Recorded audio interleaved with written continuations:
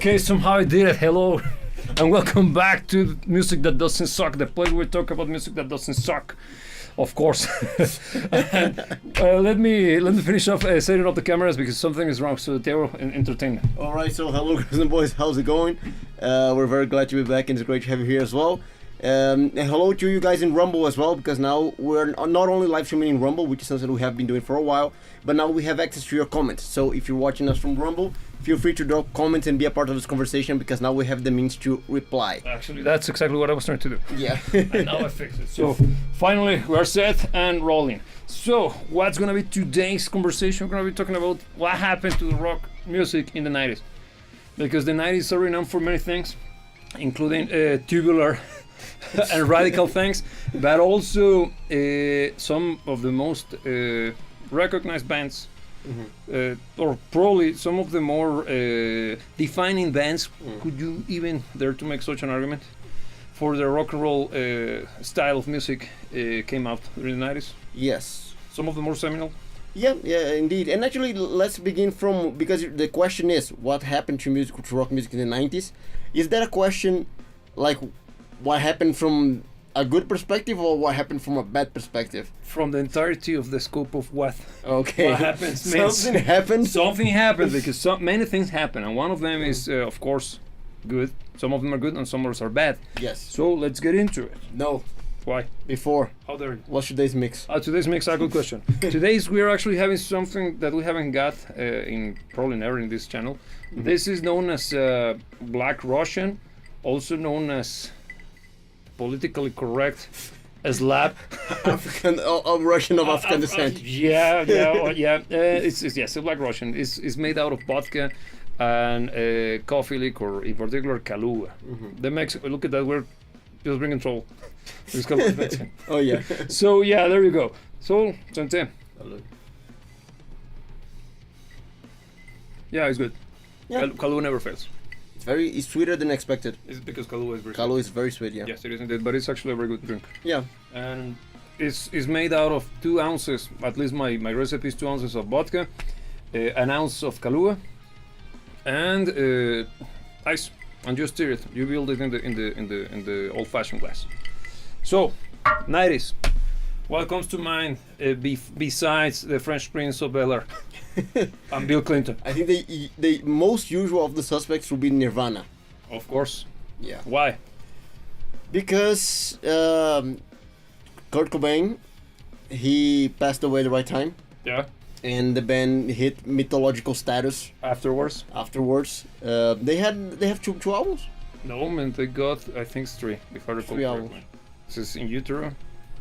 Nevermind. Just the big chungus. Bleach.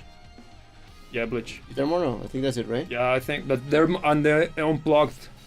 Yeah, well, I don't consider that's not. No, an that's a live album, but whatever. Yeah. Yes. So what do you have to say about Nirvana? Overrated. Overrated. Highly overrated.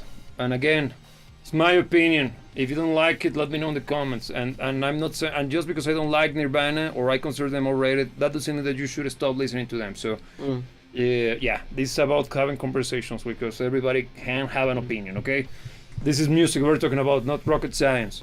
So, it's not that lives will depend on it. I'll let you. Imagine the amount of lives. How many lives are going to save by this conversation?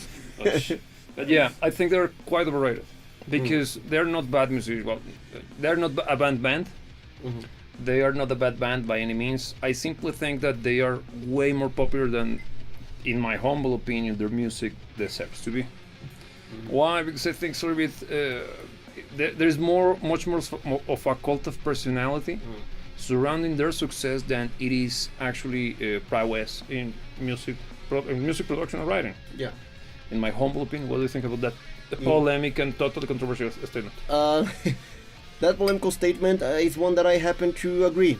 I find that they're not a bad band by any means. I actually enjoy their music, but I have to concur that they are extremely overrated. Simply because even from that very era, there are plenty of bands that, by all objective standards, are better. Yeah, and they are the biggest by far. Yeah, and even from the same movement, because you got Soundgarden. It's a band that we mentioned quite often in this channel. Alice in Chains. Alice in Chains, of course, as well. Even Pearl Jam, their first album is fantastic. Yeah. and you got also a little bit later Rage Against the Machine, which I know is not grunge by any means, but it's part of the alternative stuff that we will dive into, because what the hell does that mean? And actually, I think that the whole thing with alternative rock is a product of the 90s, isn't it? I would say that it began because you also got the shoegazers and all of those guys. I'm not that big into shoegaze, so if you happen to know more about the genre, guide me there, because I just know that it exists. I know that it's a genre, and I love sound design. So I know that there are very, very interesting takes on the use of effects and stuff on that genre. Probably I might not like it due to the style of music, but I would like to know more. If you happen to be a fan of the genre, just let me. But whatever. I think alternative began to shape up into whatever that was or what that means, because I still to this day don't know. Yeah. But that's more of a 2000s thing. But you could say that it began in the 90s. You can start to see some of those alternative rock elements have been created. But coming back to Nirvana, I think they are very much a product of its time. Because think about it. We're coming into the 90s, and what was king? Musical speaking, what was popular? Grunge. No, Van freaking Halen. So talking in the 80s. Yeah. Let's see. Let's begin at the beginning. You got charting on the radio. Whitesnake with 1987. Is This Love and all of those tracks. Yeah. Van Halen with whatever song you want. Yeah. Guns N' Roses. Guns N' Roses with Appetite for Destruction. Yeah. For Destruction, because it's also released in 87 as well. Look at that. What else is charting? Iron Maiden. Not necessarily charting, but it was popular. Making right? a presence, yeah. Yes, plenty of guitar heroes everywhere. You got your Indy Mustings, your Steve Vais, you also was starting to become very very big. Because the whole concept of the guitar hero was important. People truly flock over those bands thanks to the prowess of the guitar player. That's why plenty of people, including myself, have such a fondness for music for that era, because it kind of pushed the boundaries for musicality and on the musicians themselves. Because even if you go for something a bit more pop oriented like Toto, god damn, Tears for Fears. Tears for Fears, everybody in those bands is fantastic. Incredible bands. And you got also on the more popular side of things, you got Tears for Fears or Peter Gabriel killing it, man. And also Kate Bush and all of those kind of more blurring the lines between electronic music and rock. This is rock, but with plenty of synthesizers. Then comes the 90s. Don't you think that's present in the 90s? No, they killed the idea. One of the tenets of those early records, those bands is going the total opposite to the prowess of in guitar and stuff. Think of Nirvana. Do you think when it comes to when you think of Nirvana, do you think of badass guitar solos? No. Or drumming? No. Or anything that is musical? No, I'm not joking. No, look, outside of the very objective bashing of Nirvana, I actually think they have good songs. I think that they are enjoyable. Yeah, they do. And I think they deserve their place in the musical conversation. Yeah, but I'm trying to show you to show you that there was a huge shift. It was. How this did happen. Think about it. 3 years later, what was cool was not cool. Yeah. And what used to be cool, which is what I liked, became scary. A poorly attempt of making that Simpsons reference, but you know what I mean. Yeah, and look, it changed. The thing is that grunge allegedly is a movement against all that. Yes. Like in its very principle, even though grunge is a very weird thing because as a movement. It's even not defined. Yeah, it's kind of hard to place it because the quintessential grunge bands, let's call it your Nirvana, of course, Pearl Jam, Alice in Chains, and Soundgarden. They don't really have that much common ground. No.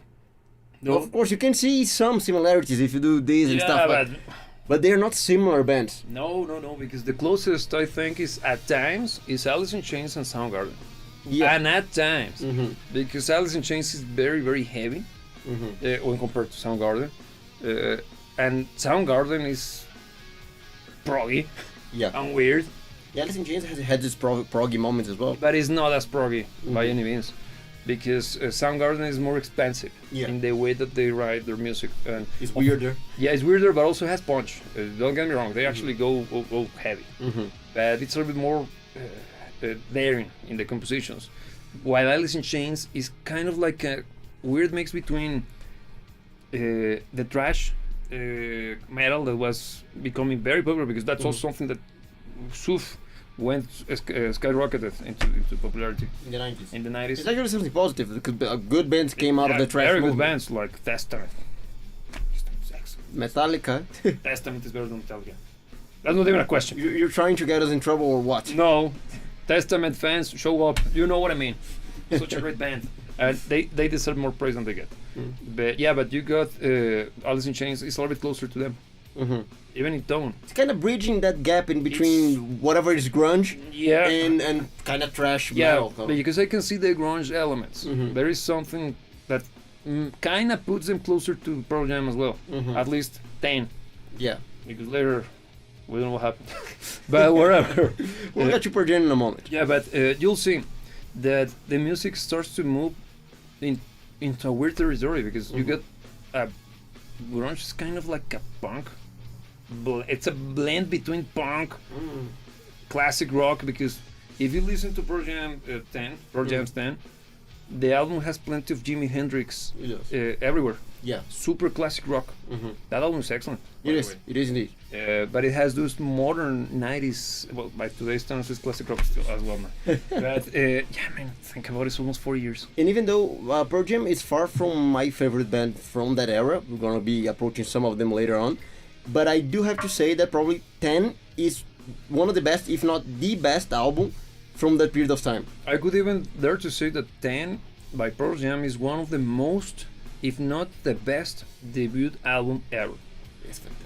By many rock bands, compared to other rock bands, because for real, the consistency of the tracks is insane. Yeah. You got There's no stinkers. no stinkers, no fillers.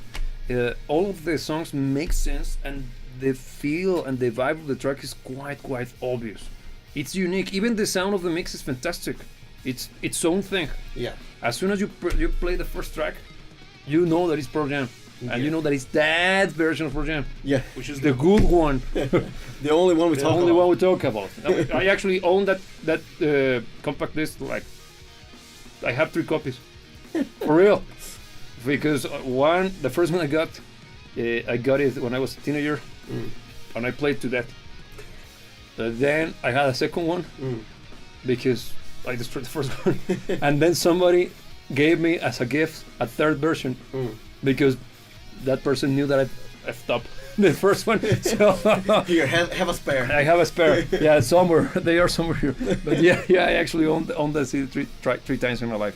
Yeah. It's that good. No, it is. It's worth it. It's Yeah, a great yeah. freaking album. Yeah, but now we lost the monetization. Kinda. Whatever. Freaking album. I just say freaking. I heard the hard F. But whatever. Hopefully AI is gonna have better listening skills than you do. Yes. So yeah, but you see that you got that weird blend between classic rock and punk elements as well, because Nirvana has also that. Some of the tracks, especially let's think of "Smells Like Teen Spirit." Yeah, I think it's their quintessential track. That's what I would use to use as a reference point for what their grunge sound is in the most popular version. Because let's say "Heart-Shaped Box." That's a great song. It's a way better song than Smell Like. It is indeed, or "Come As You Are." But "It Smells Like Teen Spirit," even though it might be played to death, and also it's the one that was promoted like it was going out of fashion, I think it represents quite nicely the sound of that movement. But don't you think that it became the face of grunge due to popularity? It might. Because it is the biggest name in grunge. Yes. Not only Nirvana as the band, but Smell Like Teen Spirit as the song. It kind of became the staple for the movement due to popularity rather than being the best representation of the genre. You might be right. I'm just, and I think you're correct, because in my head, well, the whole thing with grunge is very 90s, man. And I associate the 90s to that, to flannel and that kind of music. Yeah. I'm trying to sound funny, because for real, just think of the aesthetics of the decade. Because at the beginning was all of weird ass, highly crazy ass colors, like very very phosphorescent colors everywhere, in high contrast with white and black. But that was kind of a remnant of the 80s. And then flannel. Everything was jeans and flannel. Yeah. And then late 90s is Spice Girls stuff. Yeah. Get me? Because it even applies to men. There was a particular, it was the beginning of the spiky hair, but the spiky hair peaked in 2000, early 2000s. Yeah. But Because it was part of the new metal stuff. yeah. But once we tackle the 2000s, we will be discussing that. But Yeah. going back to this 90s, I always, for whatever reason, I always think of the 90s as the grunge period, as the Seattle thing. The thing is, when it comes to movements or something that can be considered a movement, even though there were other things going on, for instance, one of my favorite artists out of the 90s is Jeff Buckley. Yes. Jeff Buckley doesn't fit anywhere when it comes to genre, movement, or anything like that. Yeah. So he kind of stands alone. I could put him in the art rock territory. What's, Get me? No, but that what's because even art rock? Frank Zappa. No, but what I mean is that grunge, for as much as the whole nature of the movement is a little bit debatable, it was something that happened in a specific place, in a specific point in time. Under certain circumstances. Yeah, we generated traction for all of the people involved within the movement. Yes. There was no other big movement outside of thrash metal happening on the 90s. No, I would even say a happy punk. No, for real. Think of Green Day and Blink-182, But I think and even Offsprings. they started off in the 90s, all of them, but I Yes. think they are way more products of the early 2000s than they are of the 90s. Well, if you think about it, Green Day, they became popular in the 90s. Mid 90s to late 90s. I think Dookie was released in 95, man. And the first Blink-182, I think it's OK Ranch, if I recall correctly, was also released in the 90s, man. So, I think 97 or something. Yeah, but the thing is that I attribute the band But to when they had No, but relevance the- rather than when they started. Because when it like saying that Guns N' Roses is an 80s band. Wait. The thing is that when the 2000s hit, those bands changed dramatically. Think of the Offsprings. Their music was more punk rock in the 90s. Yeah. Super punk rock. Think of Americana, that album. Yeah. And then Which is not a bad album. Actually. No, yeah, but it's 98 if I recall correctly. And then compared to the next one, which is Conspiracy of One, released in 2002, I think, or 1. Man, the difference is ridiculous because in Conspiracy of One, the Offsprings are trying to sound like Blink-182. They're going for the fun. The happy yeah. punk Yeah. aesthetic, man. And yeah, I don't care. Because it's real. It's what happened, man. Yeah. And plenty of people stopped listening to them or had problems with them because they actually went for the sellout approach. Well, it wasn't. But wherever, I bet that begs the question. The thing is that those bands, they did the jump into the sound of the 2000s. Yeah. That they developed a sound during the 90s that was theirs. Because coming back to Guns N' Roses, is it a band from the 90s or the 80s? It's even from the 80s. The thing is that the sound is the same on both eras, man. Because Appetite for Destruction, 87 as well. Once that year was good. Yeah, that was a good year for music. Yeah, 87. And then the Use Your Illusion albums was in 92, I think, or 91. It's the same sound, man. Yeah. Nothing changed. And they were consistent. They didn't follow the trends. Bon Jovi, all of those guys were the ones who either stopped or took a huge hiatus and they had a somewhat glorious comeback in 2000s. And it's actually respectable because very clearly there was a big shift in the zeitgeist and then even what in music appreciation, what people were looking for in music. And I think it was a big opportunity for guys such as, let's say, Bon Jovi, Guns N' Roses, the one that you already mentioned, to simply adapt and make their sound all about what was current. And I respect them for not doing it because actually they suffered the consequences of not doing it. Yeah, because either they went on a hiatus or they were pushed to the curb. Yep. Because a lot of those acts, even Van Halen, which was huge in the 80s, to become less popular. yeah, of course, it's still big, but not as big as they used to be, man. cannot even compared. Yeah, think of Whitesnake. Once again, we mentioned them. They basically stopped Mm-hmm. They were just they basically removed themselves from the picture, the bigger picture, of course. Mm-hmm. And some of the other the ones who used to be very popular, like any of your guitar heroes from the 80s, Mm-hmm. they became kind of underground. Yeah. And also you got the rise of freaking rap. Yeah. Totally not be pushed down our throats in a manufactured fashion. Not gonna go down that rabbit hole because we can get in trouble. But do your own research. You're gonna be quite amazed how one guy had such an amount of leverage in the global adoption of that particular style of vernacular from the hoods. Okay, that's a conversation for another day, especially because today is all about what happened to rock music. Yes. So let's try to Just leading you into certain rabbit holes. yeah. But You do your own do research. your own research. But yeah, even that, the advent of rap, because let's take on pop music. Michael Jackson. He began adding some totally shoehorned rap sections to some of his tracks. Yeah. That doesn't fit natural, in my opinion. Mm-hmm. Think of Black and White. Yeah. There is a particular fraction of a track that it's, in my opinion, interrupted by a rapping section that has nothing to do with the track. And it's such a good song. It is a fantastic track. And think of this guy. This guy, Michael Jackson. The albums that he released were History and what's the other one? The one that I always forget the name of that one. The one with all of the symbology of the world. Okay. It's the one that came a little bit later. Is not earlier. It's the first one that got released in that decade. Because you got History is the one with the statue. That was 95, I think. Yeah. This one is 92. It's one when he did his biggest tour. I don't know. I always whatever, you know which one. Let me check. Yeah, it. please help me with that, man, because I suck at that. But that album, it's also very kind of like he truly changed the sound of his music, but in a positive way.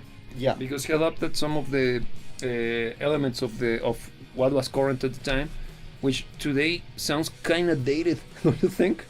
Yeah, but Because it's what I call the Vanilla Ice thing. yeah, the sound, a little bit, but the compositions and the music itself. Yeah, he's great, but His stuff, I like his stuff.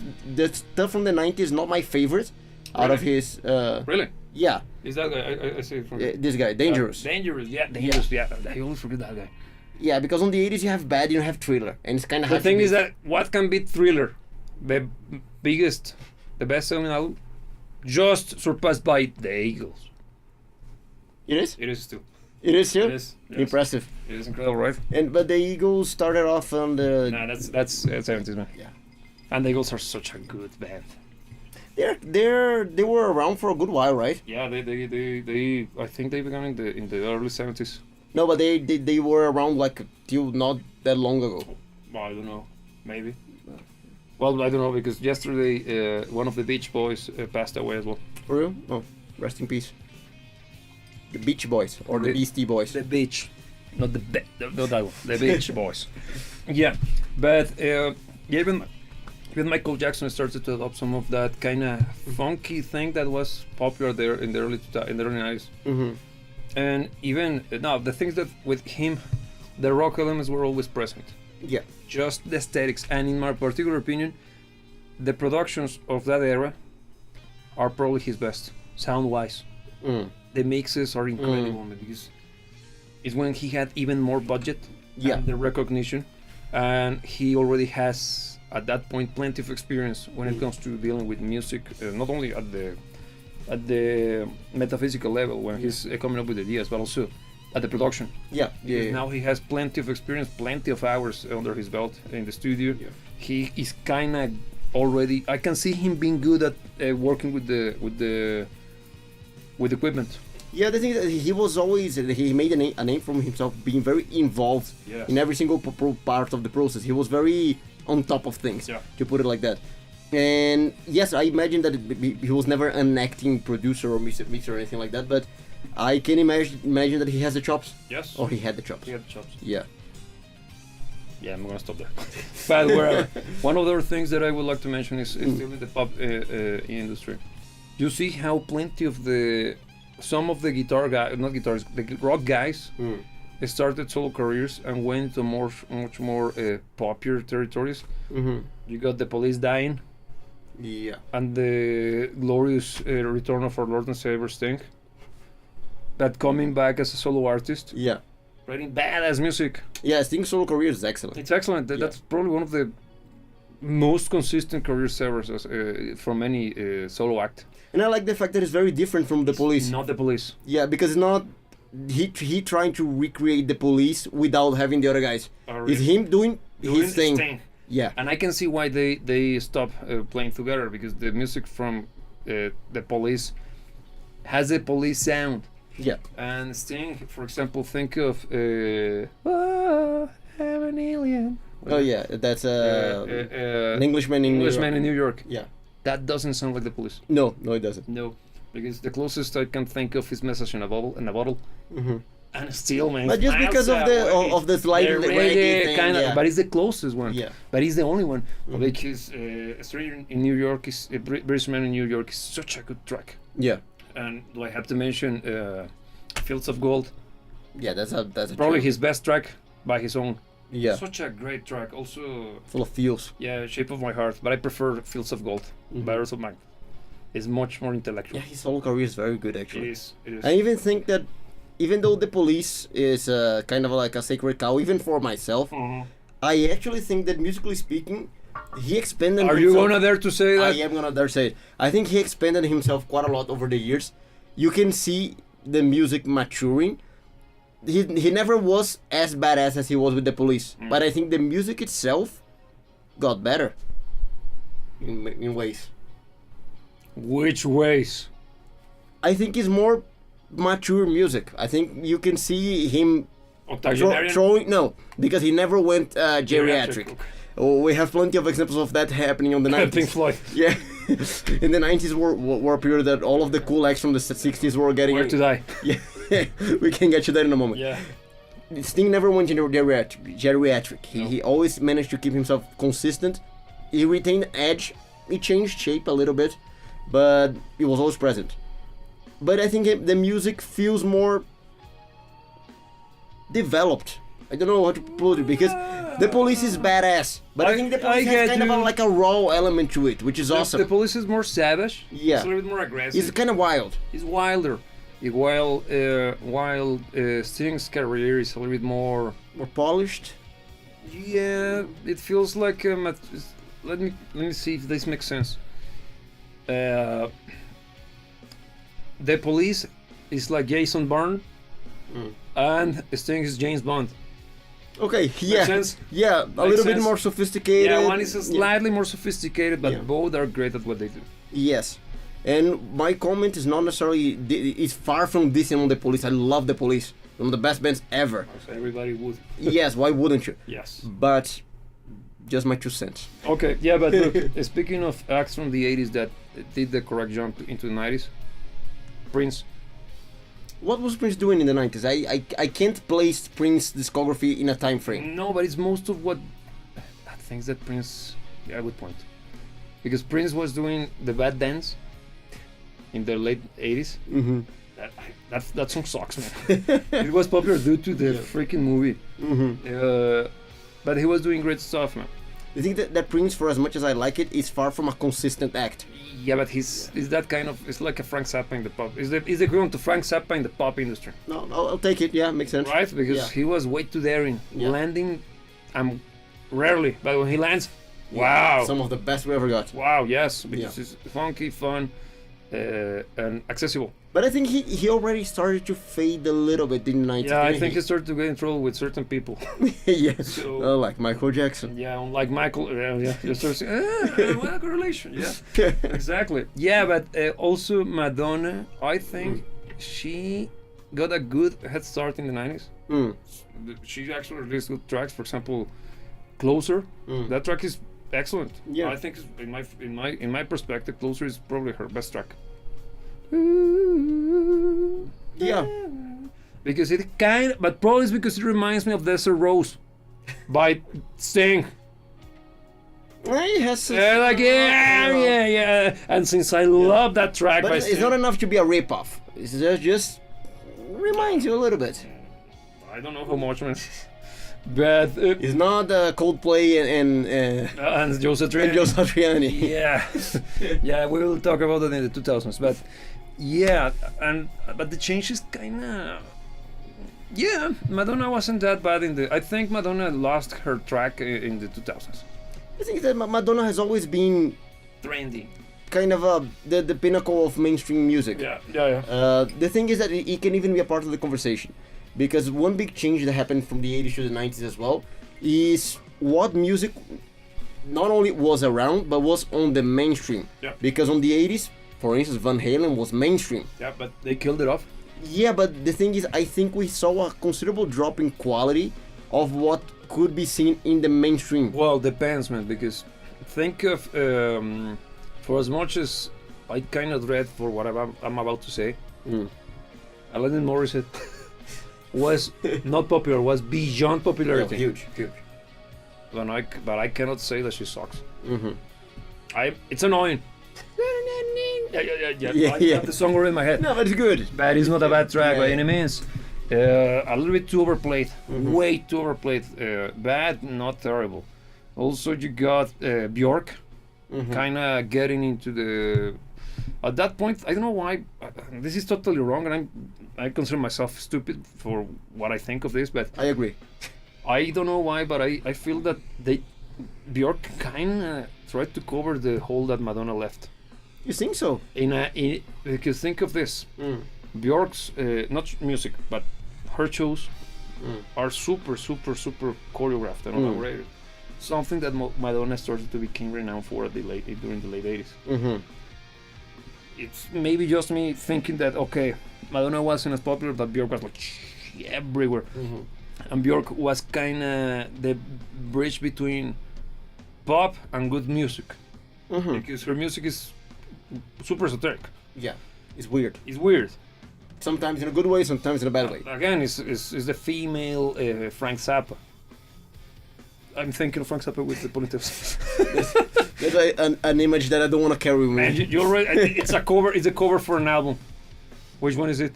Apostrophe? No, there is No, one. the apostrophe is the one with the kind of The Arab one. yeah, the Arab No, one. but there is one. There is a famous photo of him with ponytails, Oh yeah. piggy tails, not ponytails, piggy Yeah. tails. Yeah, and a pink dress. That's female Frank Zappa for you. Yeah. So it's not an image. You already saw it. But Bjork, for example, and that's probably where the concept of alternative music began, because you got Bjork, and also Radiohead, Portishead, Morshiva, I think as well. Bjork, I would attribute the word alternative to Bjork. Yes. For the rest, Would you? Because no, man, think of this. Radiohead is not creep. Even them accept that they are not creep. That song was the one and only that sounds like that. Because the rest of is their biggest hit. yeah, kinda difficult to swallow, right? Yeah, and it's their biggest hit by a lot. Yeah, it's like what happened to Extreme, because it's also from the 90s. Oh yeah, but I think in the case of Extreme, it's even more extreme, because the sorry, I had to do it. Yeah, it's one of those. The thing is that not only they became recognized by Modern Words, but on the most part, it's the only song that people know. Probably. For I'd say for 90% of people that would recognize the name Extreme, they would think of Modern Words. Yeah, 100%. And their sound's not like that at all. It's a great song, but it's not a good representation of them. Yeah, the vocal harmonies are fantastic on that track. Yeah, the song's excellent, Yeah, it's a good track. but it's far from what they do. But it's not Extreme. And actually, they're a good band. They are. They're a very good band, Yeah, doing what they do as well. Man, the musicians are excellent. I think the guitar player was freaking Nuno, Nuno Bindecourt, yeah. and the drummer I think it was Mike Mangini. Oh yeah. Yeah, I'm Yeah, right. yeah, No, it's just a bunch of badasses, man. Imagine that. Yeah, that's what like, wow. Just by those two guys, I'm like, Yeah. I paid the ticket already. Actually, I need to dedicate more time to Extreme, because if I know of them, I heard some stuff more than Words, Yes. but it's not a band that I'm very well versed on. I'm gonna listen to more. You of should. their stuff. You're gonna Yeah. be quite impressed, because their music is very similar to King Sex. Okay. That's a good little bit comparison more. to make. A little bit. It's like a weird mix between King Sex and Mr. Big. Another two bands from the 90s, Okay. and one of them is Supergroup. Yeah. I wonder why. So everyone was losing their jobs. But look, let's go one by one then. Yes. King Zex. I think Underrated. Highly As underrated. Highly underrated. What a great band. it is indeed. And honestly, I think he had everything to be a bigger name in the 90s. Yes. Because I do think it's a good band for the 90s as well. Not only is a good band, but I think it was a band that had everything to be a mainstay for that particular point in Yes. time. Because they're angsty, but they're angry Angsty enough, angry enough, and funky enough. and funky enough. Because for instance, Alice in Chains and King Zex, you can find Similarities. considerable amount of similarities. But Alice in Chains, for as much as not a gigantic name either, is way bigger than King Zex. By orders of magnitude. Way bigger. Yeah. And we don't even need to mention such as Nirvana or Pearl Jam. Yeah, no. But they are not grunge. No, they're not No, grunge. they're rock. Heavy rock. Yeah, kind of borderline rocky. metal at times. Borderline metal and with prog elements. Mhm. Because it's a band. It's that kind of a. It's just good music, man. Yeah, great guitar playing, great guitar playing, singing, great singing, badass. insanely loud bass. Yeah. But it was the style at the time. Yeah. Huge sounding bass. Great drumming. No, it's great. And it's a trio, man. The fact that they managed to sound like that as a trio shows you the great qualities of their and the craftsmanship behind the music. Yeah, because they sound big. They sound big. Yeah. Yeah, and also 100% dual rectifier. That's the amplifier, by where I'm going with it. It's that tone. Yeah, It's that, yeah. Think of Dogman. Mm-hmm. That's the tone. Dirty and Super heavy. Yeah. Super and tight is the dual rectifier. mm-hmm. Yeah, and it's the style of the time. And also, that amplifier defined the 90s, man. Mm. At least the early 90s, because every grunge band was rocking one of those bad boys. Soundgarden used to use them. Mm. But later it was adopted by the more extreme metal bands from the early 2000s. Okay.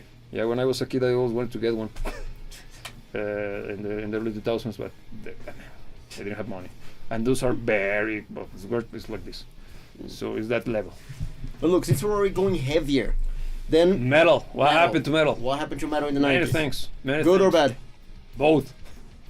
Because Pick your poison. because I love the new wave of British heavy metal. Iron Maiden. Full on. Huge Iron Maiden fan. It was no longer the style at the time. They killed it.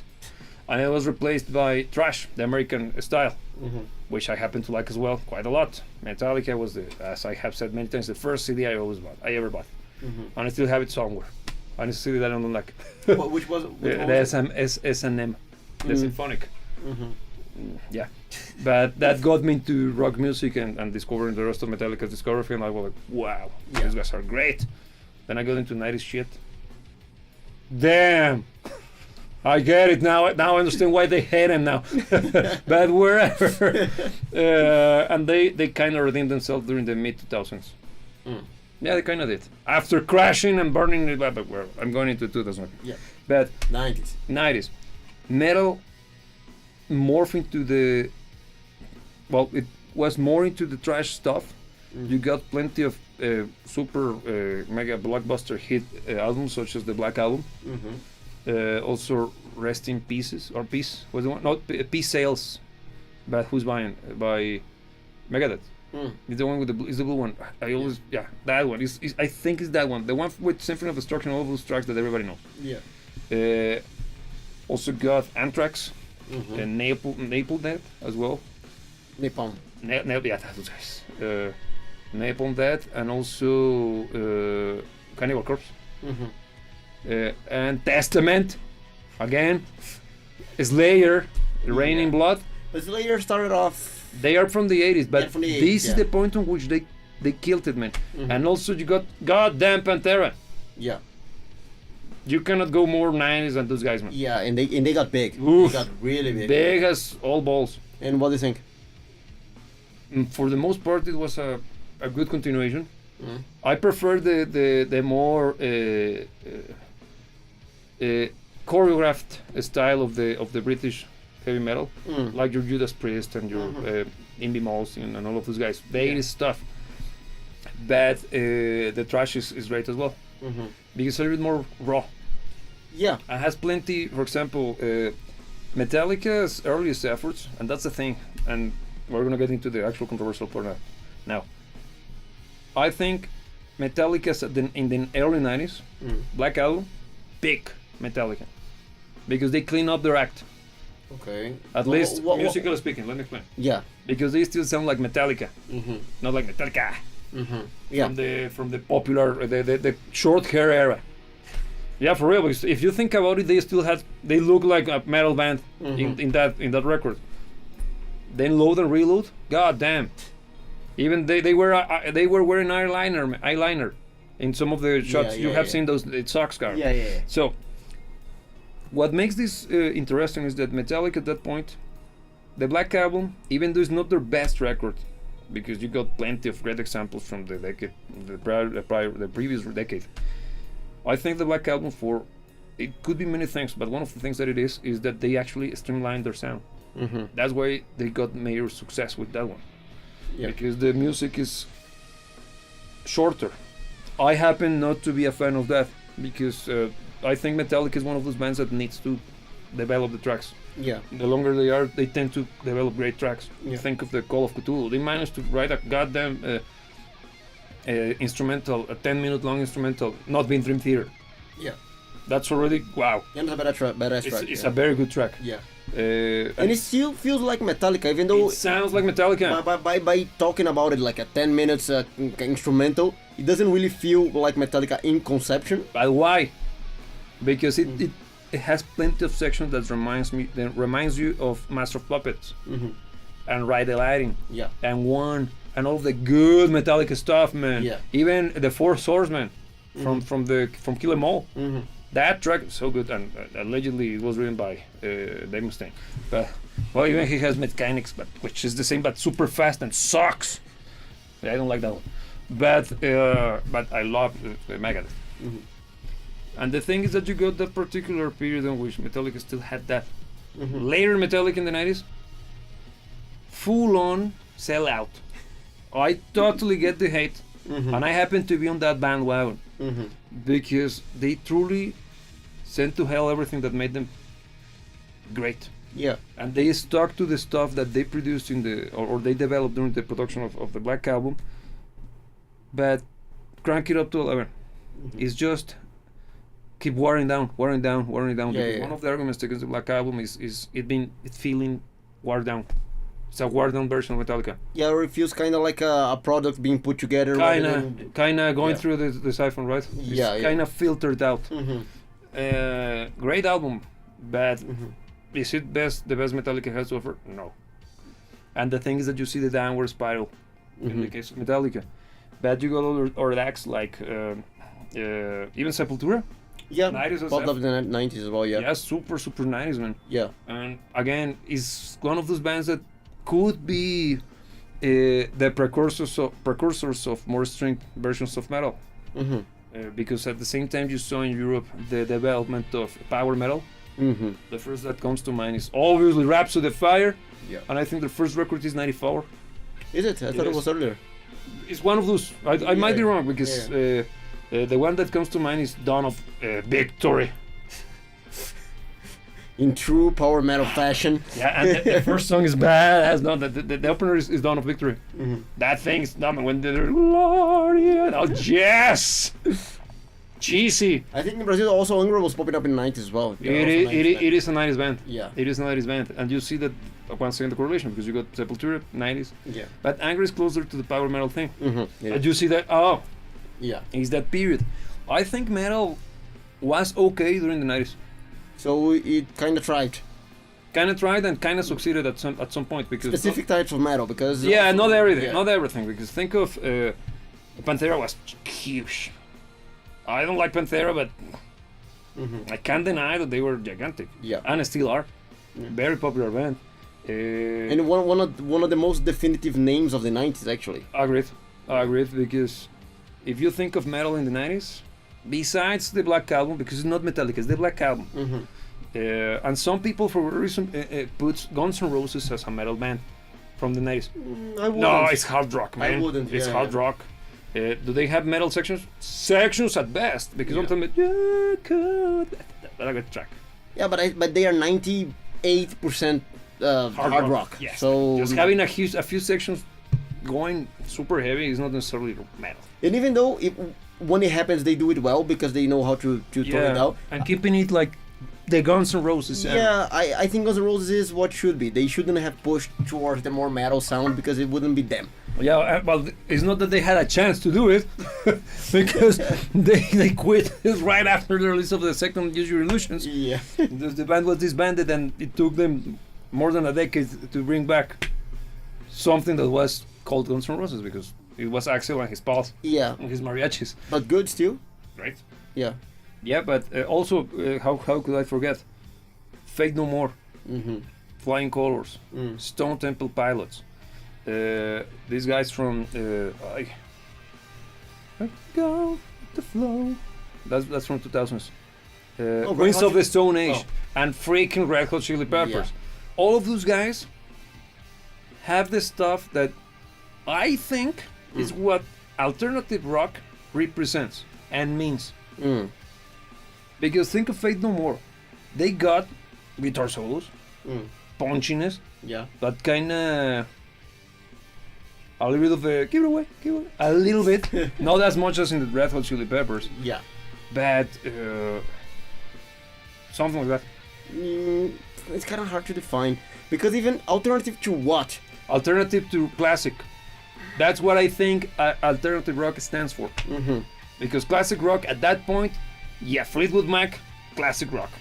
Pink Floyd, ignoring the geriatric period, which is exactly this one. Exactly this. We will tackle that one further down the line. Yeah. Mm-hmm. Even Led Zeppelin, nah, at that point it was already oldies. Yeah. Yeah, 20 years. Yeah, 20 years enough. Yeah, it's already a generation. Yeah, but imagine for a second that the difference of time in between Led Zeppelin and the 90s is lesser Than the distance from the 90s to now. now. Just let that sink in. Yeah. I don't know what to think about that.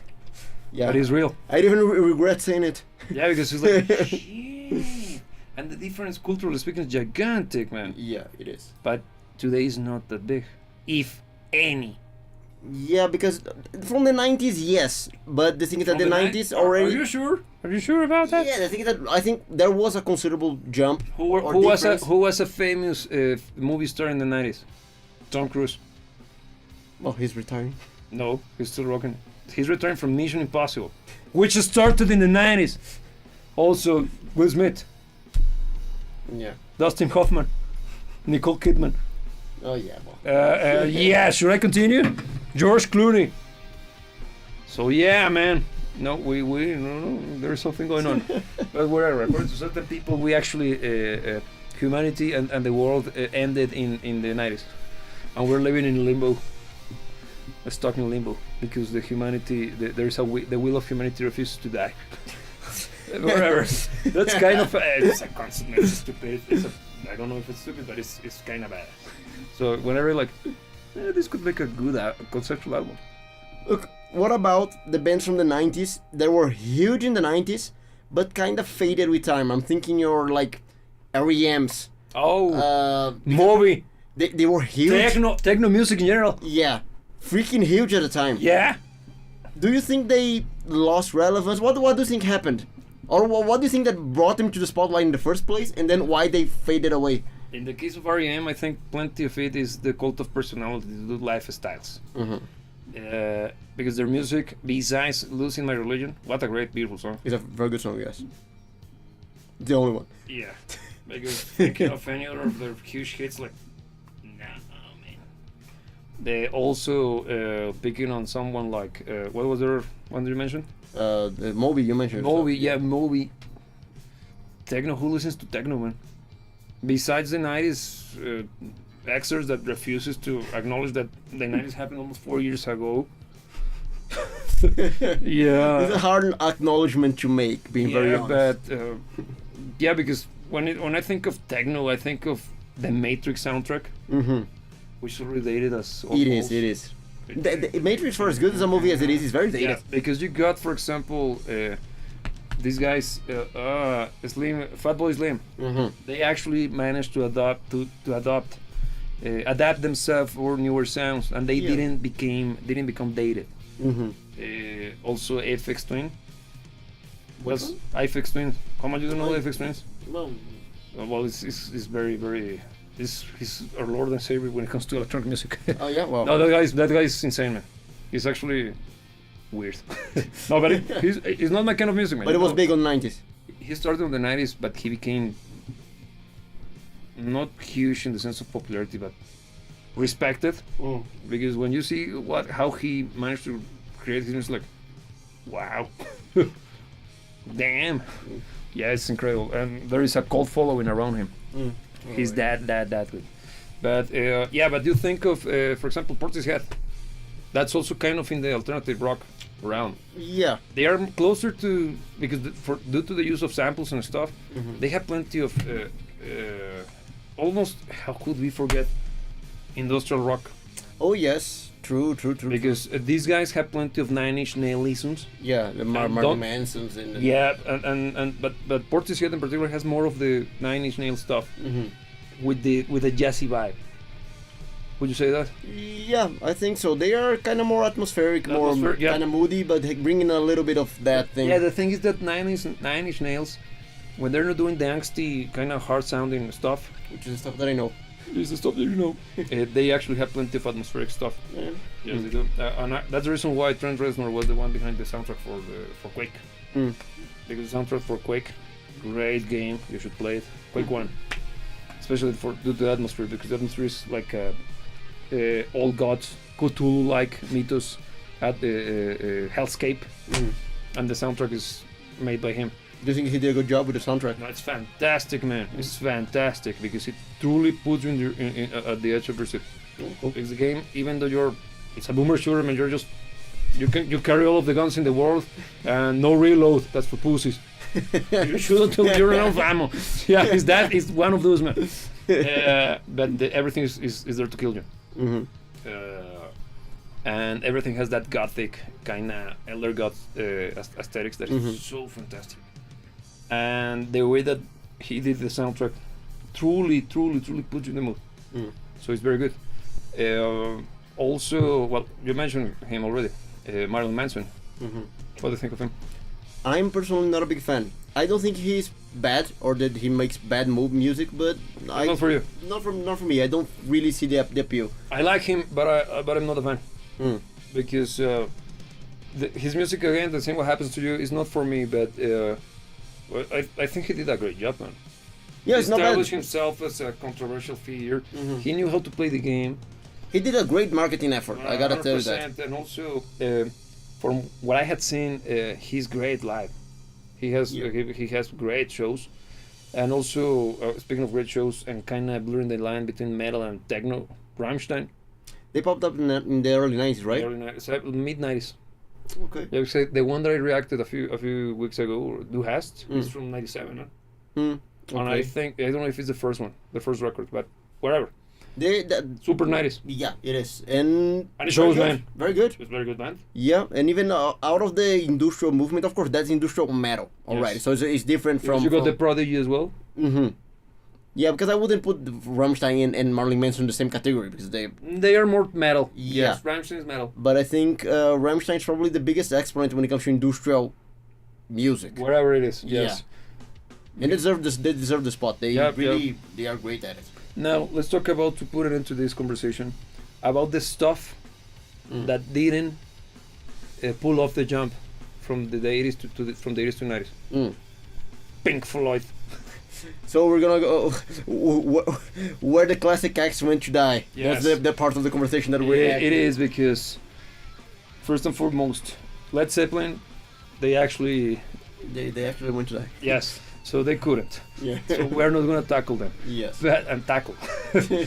But Pink Floyd, they were already coming from a rough period. Mm-hmm. Because during the 80s, after the release of The Wall being a success, Mm-hmm.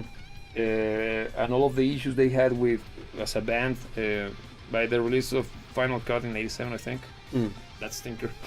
Yeah, Final Cut is not a good No, far from it's a good mess of album. an album. I even feel that it was contractually obliged to be made. It kind of has that feel. Yeah, and I think it's only Roger, just sketches from Roger. Mm. Some people calls that album as the first solo album by Roger Waters. But whatever, I think Because the first Pink- momentary lapse of reason is 89. already 90s, right? 89. 89, okay. The second one, which is Division Bell, the last Pink Floyd album is 92. What do you think? They suck. I don't think it sucks. They suck because they don't sound like Pink Floyd, and that's where I actually coined the term geriatric rock, for real, because when I listen to stuff from A Momentary Lapse of Reason, I was like, I didn't know Peter Gabriel at that time. I was like, it reminds me of Shitty Jazz. It did, because Shitty Jazz is also from the 80s. They couldn't even survive the 80s, man. But Shitty Jazz is the 80s, and Momentary Lapse of Reason is also from the 80s. Like, there is still some of the stuff that I like from Pink Floyd here. Guitar solos, atmospheric, kind of moody, but this is super. I couldn't describe it. But then, for what reason, I thought of an episode of South Park on which one of the kids goes to the nursery home, and he meets his grandpa, and the kid asks him, "How does it feel being old?" The grandpa, "Easy. Put some headphones on and plays Enya." If you could say, I'm like, yes. This sounds like being old. Geriatric rock, man. Yeah. And then I listened to stuff from the 90s, which is this Division Bell, Yes. which for whatever reason is popular. I think it's popular because of the fantastic tour they did in '94, supporting it, and being the last actual official Pink Floyd tour and concert, which happens to have a fantastic video of the performance, the last performance they did in Albert Hall. Yeah. It's a big place, right? Yeah. But man. No, but look, I don't think the Division Bell. I'm not a fan of the Momentary Lapse of Reason, but I don't think the Division Bell is a bad album. I won't argue that it does sound like a more geriatric version of Pink Floyd. Or full on. I'm not gonna argue that, but it's not a bad album. I think a lot of what makes Pink Floyd great can still be found, just with a lot less edge. But we need to make Pink Floyd great again, man. Because it truly, no, man. It's not just the edge, man. Because U2 was killing it, by the way, in the 90s. Yeah. Yep. But no, Pink Floyd truly lost their luster, man. Because it's not just edge. They feel kind of misguided. Kind of tired. They feel tired. They feel low T, man, for real. I'm not using geriatric for free. Because they do feel like I'm too old for this shit. Because there is no spark there is no initiative, man. But look, but in contrast, David Gilmour's stuff never had that issue until Rather Lux. No, look, that's exactly where I was coming to. I don't think age was the issue. No. I think it was because of the whole fracturing within the band. Those albums, the last two albums, they feel kinda tired because probably they were tired of that. The whole dynamics of the band, they had enough of that. That's why, because if the solo career of David Gilmour was geriatric as well, I wouldn't be saying this. But since his solo stuff is good, I think it was more because it was Pink Floyd as a band was already running on fumes. Yeah, but I think it's because they this is what I'm thinking, okay? And this is total speculation, but I think they saw the success of Sting with his first album. I think it's Fields of Gold, the first solo effort, and they tried to mimic poorly with the Division Bell. Yeah, I didn't really. As you see, there is some form of correlation. I might be wrong because I don't have the date, the release date of both albums sharp in my mind right now. Yeah. But it always gave me that impression that they truly were trying to sound like mimic the success of Sting, because Pink Floyd had never been a rocking band. They had rocking moments. Yeah. Because they're closer to blues than they are to rock, but they're still rock. The things that when they got to that stage, they simply didn't have an idea what to do. I feel that they were just were aimless. And if you say, oh, it's because they were kind of tired, I don't agree with that one. Why? Because they dared to release 2 albums during that period, and the span of years between each release is almost 4 years, man. So nah, that's being gentle. Because if you're objective, man, they actually did the rounds with this shit, and they had the goal. And this is coming from a gigantic Pink Floyd fan, but I'm not gonna deny what is obvious, man. Yeah. So yeah, you got those guys sucking and crashing. Marillion also happened. They had the same. Yeah. Huge band in the 80s, and then becoming geriatric, even though they were like 4 years younger than them. You see that geriatricity doesn't have to deal with age. Age is just a construct. It's just a construct. It is. That's the only place on which I would actually accept that term. Is in your head. Also in your head, freaking Cranberries. Oh yeah. And that insane push. And don't know if it was a gimmick, female-led bands. But I think Cranberries got really big. I wouldn't call them a one-hit wonder. wonder. No, they are not a one-hit wonder. But they are not a big band as well. They were big in the 90s. Yeah. No more.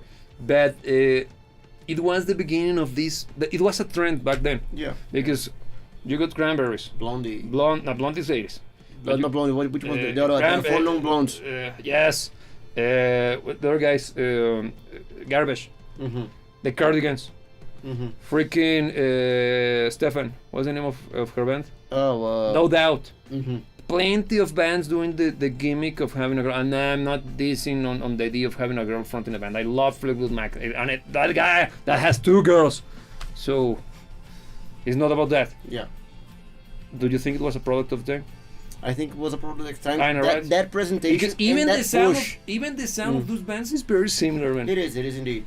Yeah, and they were, no, I can't call it a movement. No. They were all products, literal products of the era. Because I think the first of them, in the one that actually got some momentum first, it was the No Doubt. Because I think the whole thing with Gwen Stefani, I think she was one of the first big names in that thing. Besides the Cranberries. Because Cranberries, I think they got first. They got first. Zombie became such a huge hit. Yeah. And also, probably because at that point Ireland was kind of popular. Those certain troubles. Just saying. So people had Ireland in their heads. That and Spain. But I think very few people actually know that Cranberries is Irish. I don't know, man. What's the name? O'Reilly? The girl? Dolores what? O'Reilly? I don't know. I mean, you can go more Irish than that. But I didn't even know her name. I mean, she even passed away. Well, whatever. But even the way she sang is using the traditional Irish style. Yeah. Her vocal style is the folky. You think Cranberries is good? They're a good pop band. They're not rock.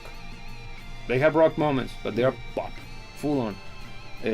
Because I can give you some in a rock track, but their popular song, the one that I like is I don't remember the name. Don't remember that one? That one I don't know. Come on, man. Linger by them, no? Linger is by who? I don't remember that one. It's super big. Like, you have to let it linger. You have to. Do you have to? It's them. It's the Cranberries. It's the Cranberries, right? Cranberries. Because I think those are the 2 biggest hits, if I'm not mistaken. And So this one that I butchered. Be very honest, I don't know their stuff. No, I just me know the neither. hits. No, Be very, very I honest. have listened to their music in a non-ironic fashion. No, because they're not a bad band. I simply don't think they are rock music. And no, it's not the female vocals once again. It's the style of the compositions. They are clearly pop-oriented. Yeah. I think the Avril Lavigne is rock. That's not rock. Yeah, exactly. Exactly. Yeah. It's pop with guitars and I think Avril Lavigne is the 2000s presentation for that same. it's attempt of of them trying to make it happen, and then it didn't work. It did work, but it was huge. Only her. Yeah. Because they tried to replicate it with this super hot blonde girl's sister, Simpson. Which one? Yeah, Jessica Simpson or I don't know, man. It was one of those non-Britney Spears from the 2000s. Her sister was she was the old OG The OG Simpson. The OG blonde.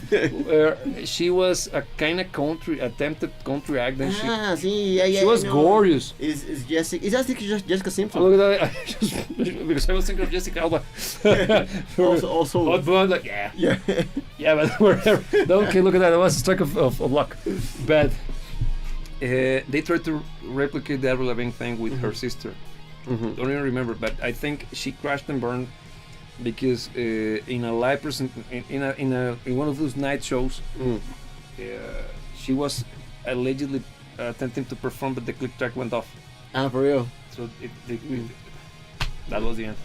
And in national television, and so you can do your research. You can actually see the crashing and burning. The thing going down. It's sad, man. Sad, man. It's terrible. Something happened with the click, and the entire band began, but it was off. Oh, that was terrible. It's terrible. Yeah, Dolores O'Reilly is the name of the. I kind of feel for them because that's. Yeah, it's kind of pathetic, man. Yeah. It looks bad, man. And you know that when you play to backing tracks, there is no chance for you to fix it. But the things that they were doing, the whole thing as a playback. It was all playback. The entire thing. Ah, okay. So in TV, the thing is that in TV, most of the time you cannot afford playing live. So due to many technical difficulties, I'm not condoning the playback thing, okay? But it was bad, very bad. Look, reaching the end of the conversation.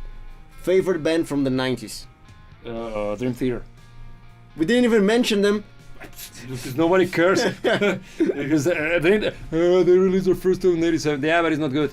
The actual one, the canon version is '92's release, Images and Words. Yeah, the bulk of what put them on the map was 90s. Yeah. Yeah. No. No, because they only got 2 good albums in the '90s, which is Images and Words and the follow-up, Awake. Then they released their first abomination, which is Fall into Infinity, but it's the first time that they attempted to go mainstream. So they hired production and stuff, and it clearly shows. Because they are not a mainstream band, man. And then they kind of had a rough time, and they spent all of their money and efforts and talent into writing 1999, basically early 2000, because they were released in the tail end of the 90s, 99. Images and Words. No, sorry, Essence from Memory. Yeah. So that's basically, technically speaking, a 2000 album. So that's why we're going to technicalities now. Yeah, we're there. Grammar police. Yeah, because that's the album that paved the way for the rest of their sound. Yeah, and it's 2000s. Because there is the nice stuff is what I once again the stuff that sounds like Vanilla Ice. And it's Awake, Images and Words, and even what's the name of this guy? Damn it, I also read A Change of Season. Look, since we have been treating the aspect relevance within an era as the defining factor from when is a band to define if a band from the 80s, from the 90s, is not necessarily about when was the release, but when was the band relevant. Yes. Do you consider Dream Theater a 90s band more than they would be a 2000s band? If we want to use relevancy as the way for us to catalog a band, its period, Dream Theater is a 2010s band. Being frank, because they actually got renowned status until probably late 2008, man. Because during that period they only had that hit, Pull Me Under. Yeah. But only that one, which is not a bad song, but it's far from their best. It's basically the best they can do as a commercially viable track. Yeah.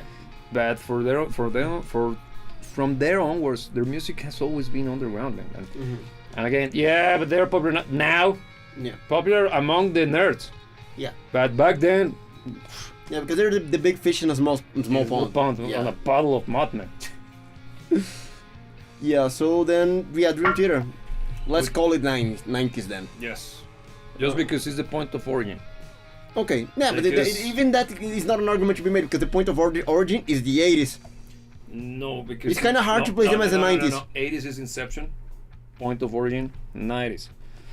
Because semantics. No. Sound-wise, unlike Guns N' Roses, Guns N' Roses' Appetite and Use Your Illusion sounds the same. Yeah. Not the same in the sense of being the same songs. The style. Yeah. They were good since the beginning. Dream Theater appears in '87, releasing almost you could consider it like a demo. Not a demo because it's actually a full album. But if you know their discography, as I know you do, it's not there yet. No. And see how much they took. I think Images and Words is 91. 5 years, man. Yeah, and the change is considerable. It's gigantic. 4 years, but I think it was released in late, but I might be incorrect. Late 91. Man, the sound is different. Yeah. And it's the sound that actually made Dream Theater, right? True. And by many, it's considered their first album. Yeah. And why wouldn't why would I tell them they're wrong? Because that's the sound that is stuck, and is the foundation for the rest of their career. Yeah, it is. Again, and Guns N' Roses, the foundation is the first album, man.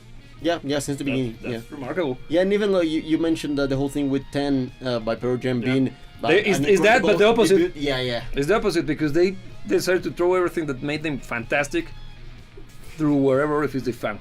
Yeah, we never saw anything like it again. Never again, because you only see a progressively slow and kind of painful, and again, I don't care if you get butthurt by this, but it's my opinion, and you are entitled to yours. I won't go there and bash your whatever, because I don't know if I can say that, just because you disagree with me. I'm more than happy for you to disagree with me, because I don't care. But for real, they truly just kind of devolved. Yeah, because you can still see at rare occasions some of the spark that you saw on 10, but nothing like it, for real. No. Yeah, kind of a shame, because when you see a band with a debut like that, I expected genius. Is it like, okay, I can't wait to see what they're gonna be making, like, let's say in another 10 years. Yeah. Nothing worthwhile. I wish they never. I wish they never released the rest. Yeah. So, with that being said, take us home. Okay, so it has been a pleasure.